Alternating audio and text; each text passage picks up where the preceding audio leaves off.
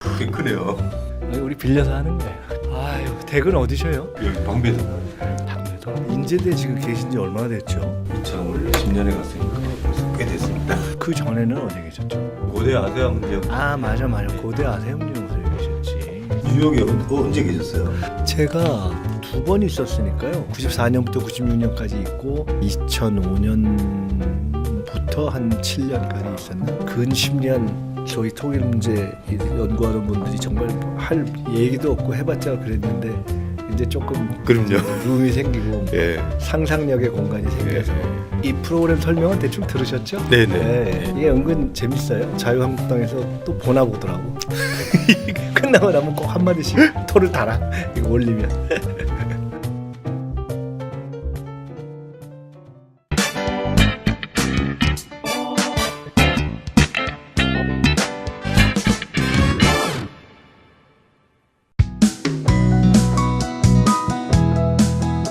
안녕하십니까. 민주연구원의 공부하는 대담 민주공대 다시 찾아뵙겠습니다. 얼마 전에 김경수 의원이 어디서 인터뷰를 했는 것 같은데요. 제가 거기서 뭐 흥미로운 그 대목을 봤습니다. 지금 대통령께서 뭘 제일 고민하실 것 같냐 이렇게 했더니 비교적 대통령과 가장 교감을 많이 한다고 볼 수 있는 김경수 의원 왈. 아마 첫째는 남북관계일 것이다. 그리고 두 번째는 일자리일 것이다. 그 말이 맞다면 결국 대통령이 가장 고민한다라는 것은 그만큼 우리나라의 중대한 문제이기 때문이라는 뜻이겠죠. 민주공대가 지금 이제 근 20차례에 달하는 동안 한 주제를 가장 여러 번, 그러니까 한 회 이상 다뤘을 뿐만 아니라 무려 오늘까지 4번 다루는 주제가 남북관계 통일 문제입니다. 오늘 또 그에 대한 특별한 우리 전문가, 우리 교수님을 모셨습니다.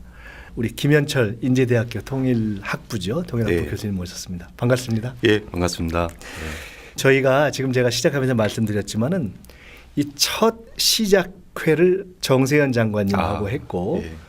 그 다음에 이종석 전 네. 장관. 이종석 전 장관은 어릴 때 저희 소시적에 그 양반 대학원 때 예. 제가 감옥 갔다 나와서 만든 무슨 연구소가 하나 있는데 그 멤버예요, 같이.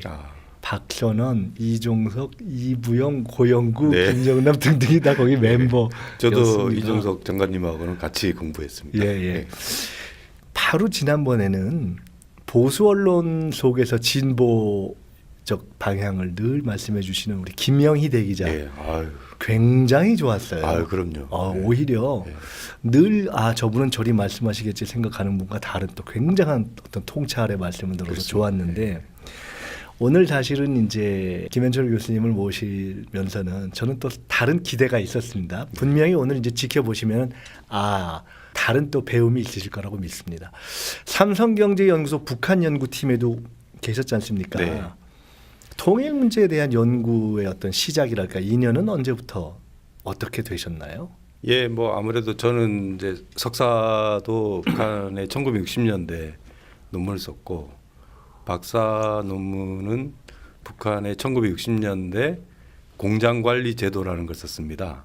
독특한 거네요. 예, 그런 주제로 이제 정치학인데 정치 경제 쪽을 한 거죠. 그런 이유로 삼성경제연구소에 그때 막 이제 북한 연구팀이 만들어지고 삼성도 대북 사업을 막 구상을 할 때 그렇게 인연이 돼서 한 5년 정도 실무 현장에서 경험을 좀 쌓을 수가 있었습니다.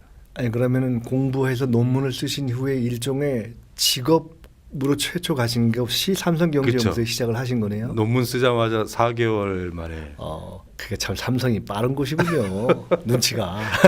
아니 그런데 정치학을 하면서 북한에 대한 이 관심을 갖고 논문을 쓰시게 된 일종의 첫 운명적 계기는 뭔가요?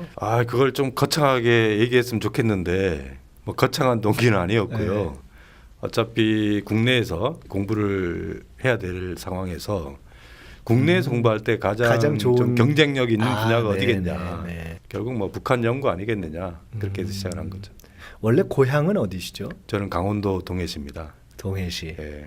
뭐 조금 나중에는 근사하게 말씀하실 때는 내가 강원도이기 때문에 뭐 통일을 생각하면서 뭐 이렇게 말씀하셔도 제 고향은 네. 여러 가지 또 인연이 있는데요. 아시다시피 이번에 그 만경봉호가 그렇죠. 들어왔던 묵황 정박해 있었고요. 평창 동계올림픽을 바라보는 뭐 시각들이 여러 가지 있겠지만 아무래도 제 고향과 가까운 강릉에서 또 열렸기 때문에 뭐 제 친구들이라든가 다 이렇게 인연이 돼 있지 않겠습니까? 그래서 참 걱정을 많이 하고 지켜봤습니다. 근데 하여튼 성공적으로 잘 끝나서 네. 아주 좋습니다. 아까 제가 이제 저희가 모셨던 몇 분을 소개했지만 거기에 빠진 예를 들어 임동원 전 네. 장관님 포함해서 네. 임동원 장관의 피스메이커, 정세현 장관님도 대담집을 여러 개 쓰셨고요. 이종석 장관님은 뭐 옛날부터 이렇게 그렇죠. 북한에 관한 연구, 네. 특히 북중 관계에 대한 연구에 네. 관한 책도 있고 또 준비 중이라고 네. 듣고 있고 그 외에도 북한과 또는 남북 관계를 다룬 책들이 있는데 이번에 쓰신 책의 제목이 70년의 대화예요. 네. 제목을 혹시 직접 지으셨나요? 이게 남북 관계사입니다. 네, 그러니까요. 네, 이게 남북 관계사라는 게 한국 전쟁 끝나면서 시작을 해서 이제 박근혜 정부까지 우리가 남북 관계 이 통사를 다룬 책이 거의 별로 없거든요. 잠깐 중간. 네.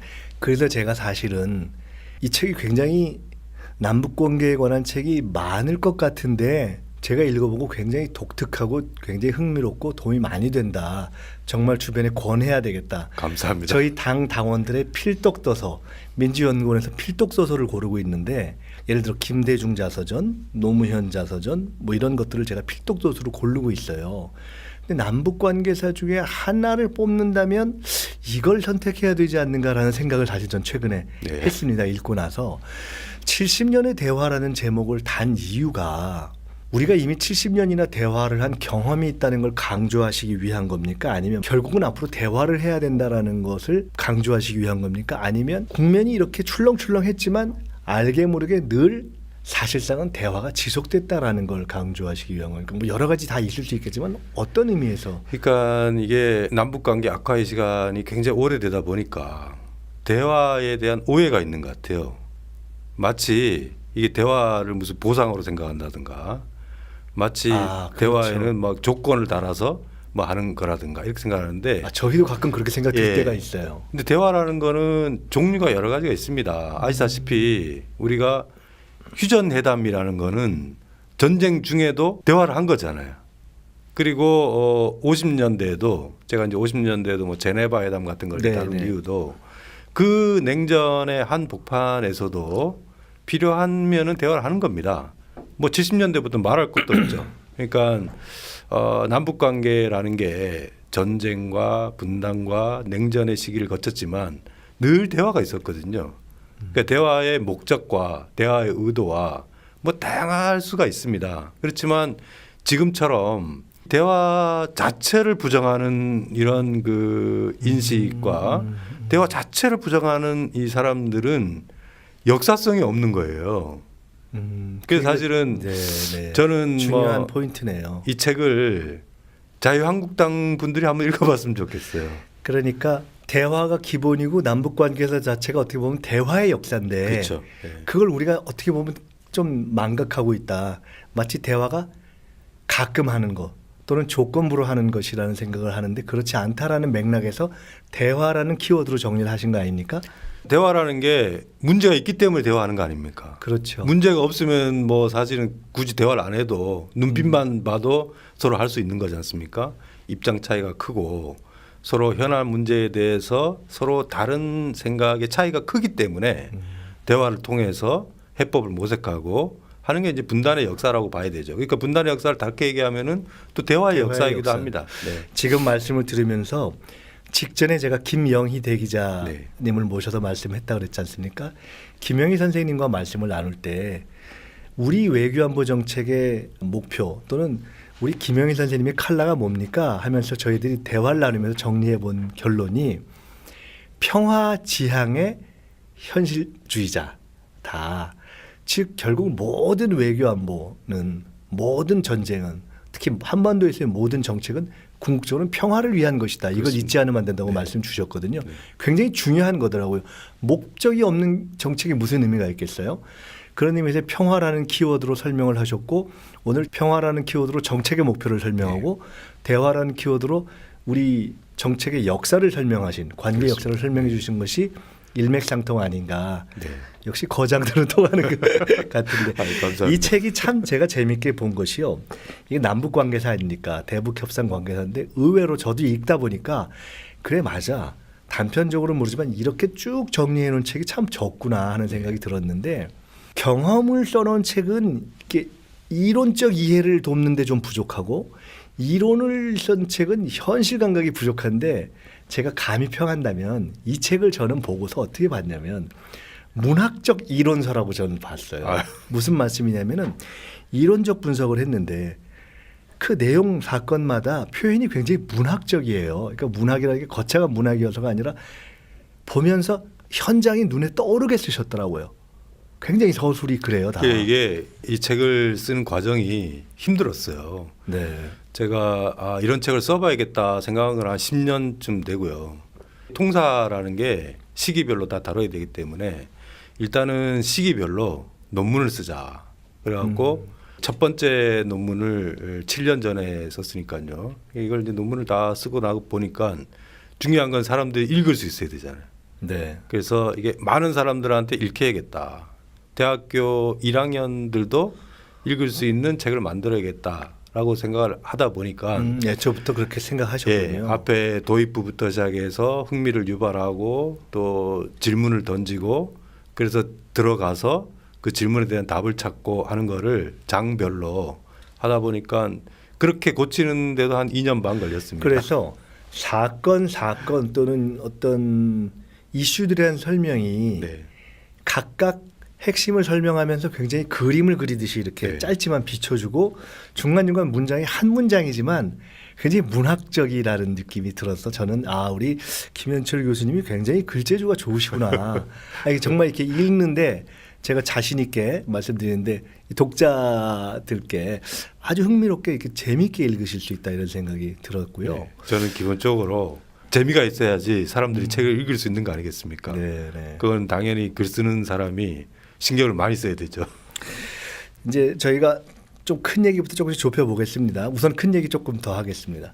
한국 전쟁 후에 대화 국면은 대체로 대한민국이 주도했다 이런 구절이 나옵니다. 또 사실에도 부합하죠. 지금 평창 올림픽을 놓고 이제 지났는데 뭐 평양 올림픽이다, 뭐 이용당했다, 휘젓고 갔다, 정치 선전했다부터 시작해서 르몽드 같은 데는 그래도 참 문 대통령이 이걸 잘 버무렸다, 뭐 이런 평가가 다양한데 어떻게 보십니까?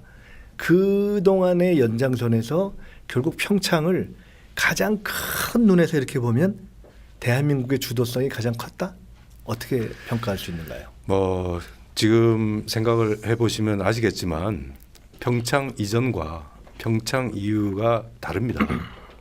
우리가 평창 이전이라는 거는 그야말로 핵 문제 때문에 남북 관계 악화가 굉장히 상승하면서 그리고 굉장히 오랫동안 네. 거의 몇 년 동안 계속 상승해서 국민들이 불안해하고 미국에서도 여러 가지 뭐 군사적 해결에 대한 목소리들도 높고 굉장히 불안한 거 아니겠습니까? 이제 그런 상황에서 평창이라는 무대가 이제 펼쳐진 거고 그 무대를 통해서 우리가 북한의 참여를 이끌어내고 그것도 북한이 그냥 참여한 게 아니라 고위급 대표단도 오고 또 김영철 통전부장도 오고 또 특사도 오고 뭐 그렇게 함으로 인해서 남북 관계가 이제 가동이 되기 시작했지 않습니까? 남북 관계가 가동이 되면은 한국은 북한을 설득할 수 있는 능력이 생기면은 그 비례해서 외교력이 상승하게 됩니다.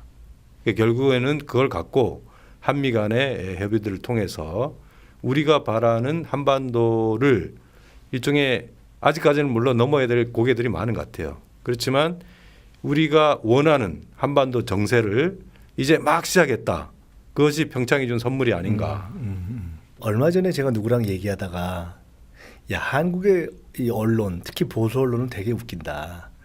북한이 대화를 안 하면 참 나쁘다 이랬다가 대화를 하겠다 그러면 쟤들이 약해졌구나 이랬다가 대화를 막상 하고 나면 쟤들이 또 거짓말하는구나 보통 이제 이래서 도대체 저기를 어떻게 맞추냐 아무리 천하에 그 꾀가 많은 북한도 어떻게 저걸 맞추겠느냐 이런 얘기를 한 적이 있는데 지금 대화 말씀을 이제 하셨지만 저희도 그래 맞아 이런 변화가 있었지 하는 걸 놓치고 있는 항목 중에 예를 들어 제가 한번 이런 것들을 짚어봤습니다. 김여정이 이번에 왔는데 애국가가 울릴 때였나요? 하여간 어떤 때 이렇게 기립한 것이 기사가 된 적이 있지 않습니까? 처음 있는 일이라고 하면서 그다음에 언젠가 그리 멀지 않은 시기에 와서 북한에서 온 대표단이 국립묘지를 참배한 적이 있지 2005년. 않습니까? 현송울이 이번에 와서 뭐 과공을 했네 어쩌네 있지만 따지고 보면은 그쪽 팀들이 그 모란봉을 팀을 보내지 않은 것은 나름 부담을 좀 줄이기 위해서 그렇고 와서 남쪽 노래도 하면서 선곡을 옛날 같으면 첫 적시자 회담을 할 때 시작하자마자 경애하는 수령님 또는 뭐 찾을 걸 안 찾고 선곡을 한 거 아닙니까? 그러니까 나름대로 이쪽의 국민 정서를 생각한 거 아닙니까? 그런가 하면 우리가 평창 시즌에 건군절을 할 때 그 의도가 뭐냐 왜 바꿨냐 결국 사고를 칠 거다 막 우리가 했는데 대외적으로 언론을 거의 상당히 자제하면서 조용히 넘어간 거 아닙니까? 그래서 이거 자체를 객관적으로 보면 의도가 어쨌든지 간에 그런 변화들이 있어요. 이제 책에도 나오는데 과거 소련이 변화를 할 때 고르바초프가 상당히 중요한 역할을 한 거 아닙니까? 근데 저는 이런 생각을 한번 해봤습니다. 김여정과 김정은은 어쨌든 어린 시절을 스위스에서 보낸 거 아닙니까? 그러니까 나름 그런 외국 경험도 있고 그렇지만 어떻게 와서 또 친척 장성택을 저렇게 이렇게 할 수 있냐? 참 무시무시하다 이런 얘기를 하지만 한편으로는 참 저 사람들이 고통스럽겠다. 왜냐하면 그래도 외국물 먹던 사람들이 쉽게 얘기해서 외국 구경도 잘 못 가고 깝깝하겠다 하는 생각을 해보거든요. 이번에 김여정이 와서 문재인 대통령한테 한번 정말 확 한번 진도를 나가서 통일에 좀 일종의 영웅 비슷하게 돼보시오 이런 얘기도 했지 않습니까? 자, 이런 걸 다 종합했을 때 실제로 김정은, 김여정을 포함한 북의 핵심 지도부가 통일을 운위할 때 정말 통일에 대한 기대를 어느 정도를 진심으로 가지고 있을까? 또 그들의 어떤 정서는 정말 어떠할까? 그러니까 버틸 수 있는 것으로서의 제재 말고 진짜 자기들이 이렇게 생활하는 데서 제재가 갖는 불편함, 세계와 같이 하지 못 이런 등등을 종합할 때 그들의 마음이 어떨까? 어떻게 보세요? 일단은 뭐 이번에 북한이 대표단을 보낸 이유를 분석을 해볼 필요성이 있을 것 같은데요. 이런 것 같습니다. 그러니까 북한 지도부는 일단은 핵무기를 가져야겠다. 이렇게 해서 몇 년 동안 국제사회의 반응과는 뭐 무시하고 거기에 집중한 거 아니겠습니까? 근데 어느 정도 자기들이 핵무장을 완성했다. 이렇게 이제 선언을 했습니다. 근데 이제 이게 선언을 하다 보니까 이 과정에서 한반도 정세가 굉장히 악화된 거죠. 그렇죠. 우리가 이제 뭐 단순히 제재의 영향이다 이렇게 얘기를 하지만 뭐 물론 그런 부분들이 없는 건 아니겠지만 전체적으로 보면은 이제 북한이 처한 상황이라는 게 핵무장의 완성에 비용을 질 수밖에 없는 거죠. 그게 이제 뭐 외교적인 고립이 되겠습니다. 또 다른 한편으로 보면은 북한 입장에서도 정세를 관리할 필요성이 있는 거죠. 정세가 너무 악화된 거니까 그게 뭐 경제에 미친 영향이라든가 외교에 미친 영향이라든가 전체적으로 영향을 미치는 거니까 그런 차원에서 보면은 평창을 좋은 기회다 이렇게 해갖고 일단은 남북 관계를 한번 풀어보자. 그걸 통해서 서울을 통해서 워싱턴으로 또 지금 북중 관계도 굉장히 안 좋거든요. 이제 그런 차원에서 보면은 자기들이 선택할 수 있는 여지가 결국 남북 관계를 풀어야 되겠다 뭐 이런 건데 근데 여기서 이제 우리가 중요한 것은 언제든지 이게 관계입니다. 이 관계라는 거는 결코 일방적이지 않거든요. 그렇죠. 서로가 서로한테 상호작용인 거죠. 그 북한이 그런 의도를 갖고 있다고 하더라도 우리가 그 의도를 좀 이끌어내서 우리가 원하는 상황으로 만들기 위해서는 우리도 기다릴 게 아니고 적극적으로 참여해서 개입해서 만들어내서 상황을 바꾸는 게 굉장히 중요하다고 생각합니다. 그런 차원에서 보면은 북한이 참여하게 되는 과정 또 북한이 참여하고 나서에 사실은 평창이라는 게 끝이 좋아서 우리가 긍정적으로 평가를 하지만 그 과정에서는 또 고비들도 많았거든요. 그렇죠. 그 강릉에서 예술단 공연 같은 거 할 때 이게 신문에 잘 드러나지는 않지만 우리는 또 우리 여론이 있으니까 그러니까 우리 여론이 봤을 때 너무 북한의 정치적인 분위기를 풍길 수 있는 노래는 안 되겠다. 그래서 그거 빼라. 하면 그쪽은 또 조금 기분 나쁘고 예. 이런 긴장이 있었겠죠. 그렇죠. 근데 그런 부분들에 대해서는 우리 정부가 원칙을 갖고 대응을 했습니다. 네. 그러니까 그런 부분들은 북한하고 관계가 있기 때문에 공개적으로 정부가 막 얘기하기는 어려운데요. 우리는 나름대로 북한을 대할 때 네, 그런 이게 원칙을 이제 갖고. 사람들이 자꾸 뭐 끌려다닌다 이렇게 얘기하는데 그렇지 않습니다. 네. 그거는 우리가 남북 회담을 들어가면은 우리 여론이 요구하는 국민 다수가 요구하는 부분들을 분명하게 얘기를 하죠. 따질 건 따지고 우리 국민 정서를 생각 안 할 수 없다 이거죠. 그렇죠. 예. 요구할 건 요구하고 그런데 회담장 바깥에 나와서 회담장 안에서 있었던 모든 걸 다 얘기할 수는 없습니다. 왜냐하면 지금 우리는 해결해야 될 현안들이 있으니까요. 대화라는 게 한 번에 끝나는 게 아니지 않습니까? 여러 번 대화를 해야 되기 때문에 정부가 회담장 안에서 나름대로의 원칙과 기준을 갖고 응하고 있다라는 거를 좀 알 필요성이 있을 것 같아요. 하여간 북으로서는 아무리 자기들이 전략적 목표에서 어느 지점까지 갔다 하더라도 워낙 정세가 안 좋아지는 것을 관리할 필요가 뭐 진심이 어떻든지 간에 정치에서의 그런 어떤 상황 판단이 곧 진심일 수 있으니까 그런 정세를 관리해야 된다는 것은 상당한 정도로 반영됐다 이렇게. 그렇죠. 물론 아직까지는 지금 협상의 시작이라고 네. 봐야 될 것 같습니다. 네. 북한도 자기들 나름대로의 협상의 기준이 있을 겁니다. 네. 그거는 미국이 원하는 기준과는 상당한 차이가 있는 거죠. 근데 우리는 어떻게 해서든지 간에 그 차이를 좁히기 위해서 그야말로 창의적인 중재를 막 시작했다. 이렇게 이제 봐야 되겠죠. 저희가 보통 이제 이런 논의를 조금 크게 하다 보면 결국 남북 관계를 다루는 데 있어서 대통령의 역할을 빼놓을 수가 없고 대통령의 의지와 전략은 덕목이자 자격일 수밖에 없기 때문에 역대 대통령에 대해서 좀 이렇게 짚어보게 되지 않습니까? 많이 이야기되는 게 지난번에 김영희 선생님도 그 말씀을 하셨지만 의외로 노태우 대통령 얘기를 많이 한단 말입니다. 네. 보수적인 출신으로서 가졌던 북방 정책에 있어서의 전환적 의미 이런 걸 많이 얘기하는데 그건 많이 얘기가 됐기 때문에 하나만 좀 여쭤보고 싶어요. 이번 책을 보다가 저도 맞아 이랬지 했는데 소위 노태우 북방 전략이 3단계였더라고요. 네.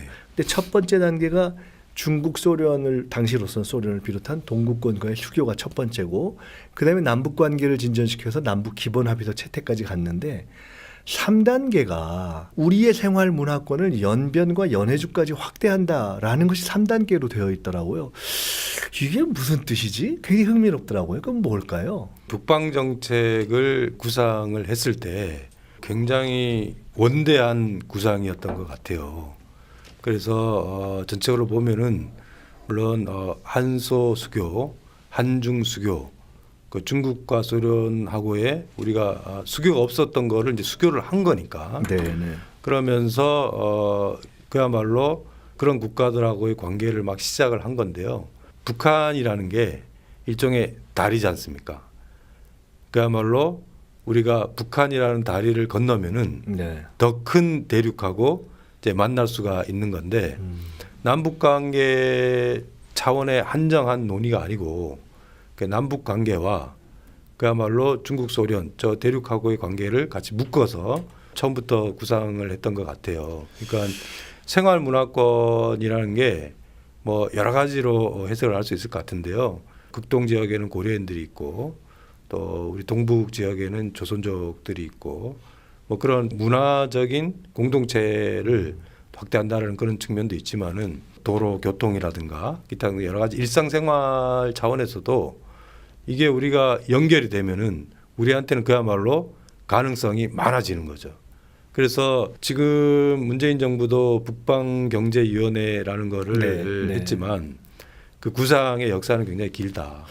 예. 그리고 이거를 이제 실현해야 되는 과제가 우리 앞에 놓여 있다 이렇게 봐야 되겠죠. 그러니까 의외로 이 노태우 북방 전략이라는 것이 동국공과의 수교까지 생각하고 기본 합의서까지 이렇게 알려져 있는데 야, 저 대목을 보고 참 저 사람들이 흥미로운 생각을 네. 많이 했네 이런 생각이 들어서 참 흥미로웠습니다. 김대중 대통령, 노무현 대통령 또 문재인 대통령에 대한 평가는 또 우리가 워낙 많이 하니까요. 한 가지 여쭤보고 싶은 게 YS 있지 않습니까? 저는 가끔 이런 생각을 합니다. YSY 이런 생각. 아니 왜 그랬을까? 그러니까 취임사에서 민족이 동맹보다 뭐 강하다 이런 얘기를 써서 사람들이 일정한 뭐 기대도 하고 의외라고도 생각했고 그 구절을 쓴 것이 잘 아시겠지만 1987 영화에 나왔던 네. 그 도망다닌 김정남 선생이 그 사회문화수석이 되기 전에 취임사에 구절을 썼다는 거 아닙니까?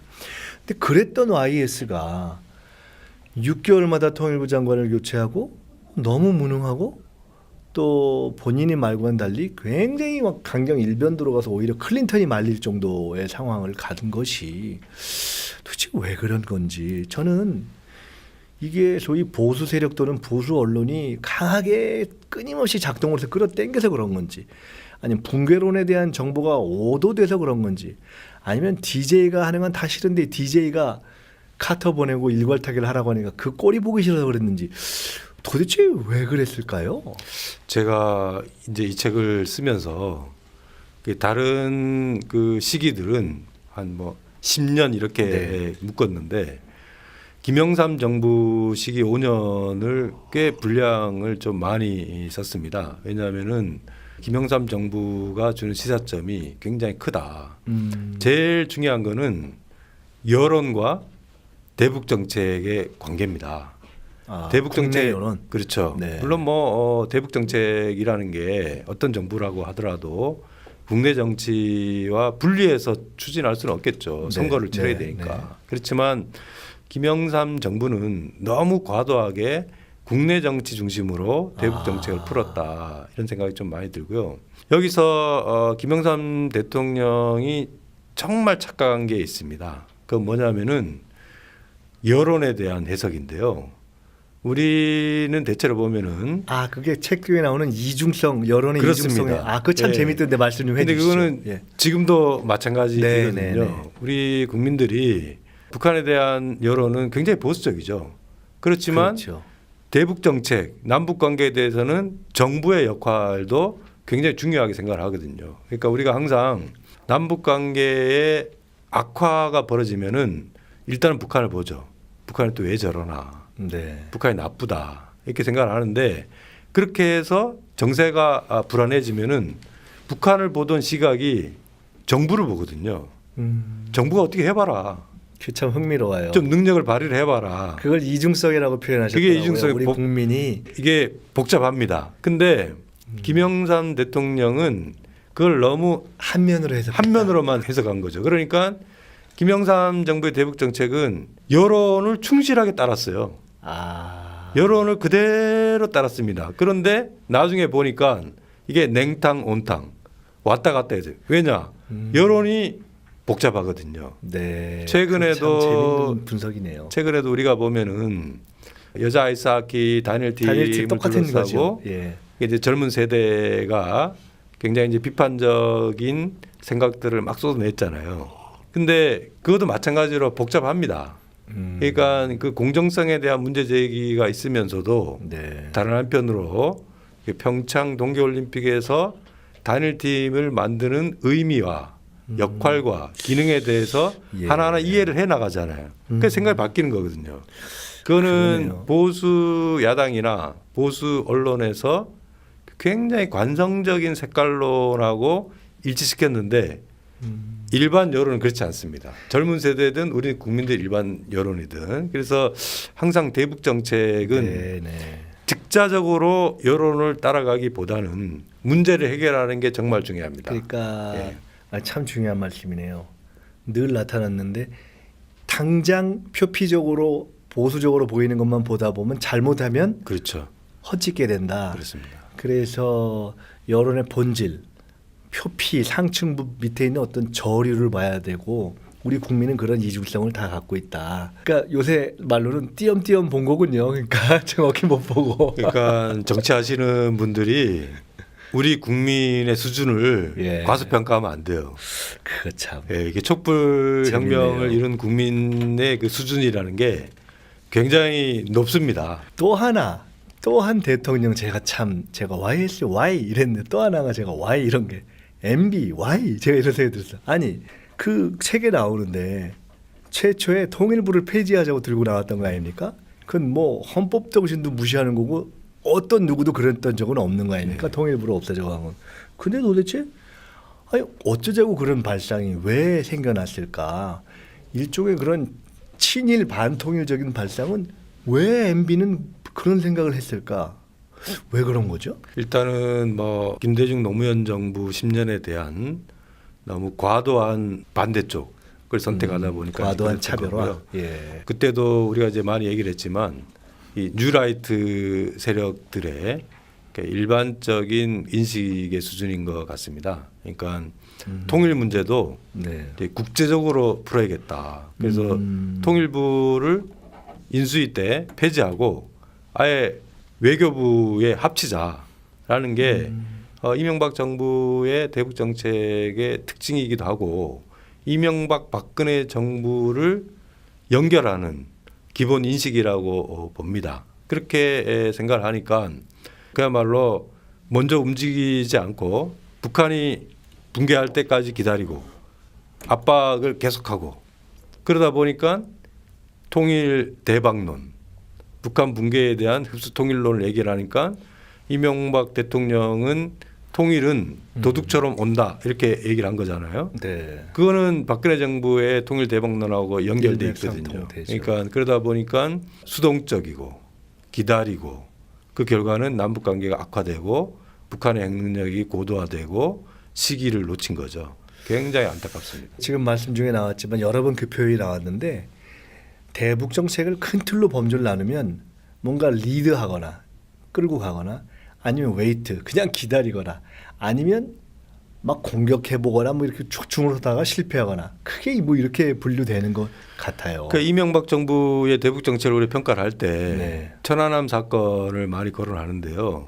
근데 우리가 역사적으로 보면은 그럼 전두환 정부는 1983년에 아웅산 사태를 겪었습니다. 대통령에 대한 직접 테러죠. 거기 보면은 뭐 비서실장, 경제부총리, 그렇죠. 외교부 장관, 아까운 분들 많이 강력급만 17명이 사망을 했습니다. 그럼에도 불구하고 1984년에 북한의 준수의 물자를 받고 경제회담을 그렇죠. 하고 이산가족 상봉을 하고 정상회담까지 추진하려고 한 거거든요. 그러니까 그거는 전두환 정부 그러니까 보수 중에 보수 아닙니까? 군사 정권인데 그럼에도 불구하고 88 올림픽을 어떻게 성공적으로 그렇죠. 치러야 되느냐. 그러려면은 사회주의권을 와야 되고 남북 관계를 풀어야 되고 한반도 정세를 관리를 해야 되고 이산 가족을 상봉해야 되고. 그러니까 이거를 대북 정책을 자꾸 이념적 기준을 갖고 평가하는 경향들이 있는데요. 대북 정책은 기본적으로 실용적으로 접근해야 됩니다. 전두환 정부가 실용적으로 접근했듯이 역대 정권이 의외로 전두환 노태우 정부에서 있었던 일조차도 우리가 잘 되돌아볼 면이 맞습니다. 있는 거죠. 그러니까. 네, 네. 그러니까 우리가 남북 관계 역사를 이렇게 돌이켜 보면은 72년에 질사남북 공동성명도 예. 마찬가지거든요. 예. 질사남북 공동성명이라는 게 많은 분들이 그냥 통일 3원칙만 알아요. 자주평화 민족대단결. 그거는 질사남북 공동성명의 1항입니다. 질사남북 공동성명은 6항으로 돼 있어요. 2항에는 비방 중상하지 말자. 예. 신뢰 구축을 하자. 예. 3항에는 끊어진 민족적 연계를 다시 회복하자. 철도도로 연결하자는 거 아닙니까? 이산가족 상봉하자. 그게 다 들어가 있습니다. 그러니까 남북관계 역사를 보면은 질사남북 공동성명이 최초의 합의지만 진화되어 간 거거든요. 정말 그 70년의 대화가 조금씩 이렇게 그렇죠. 진화가 되어 온 예. 거네요. 그래서 우리가 이거 진화의 역사를 봐야 돼요.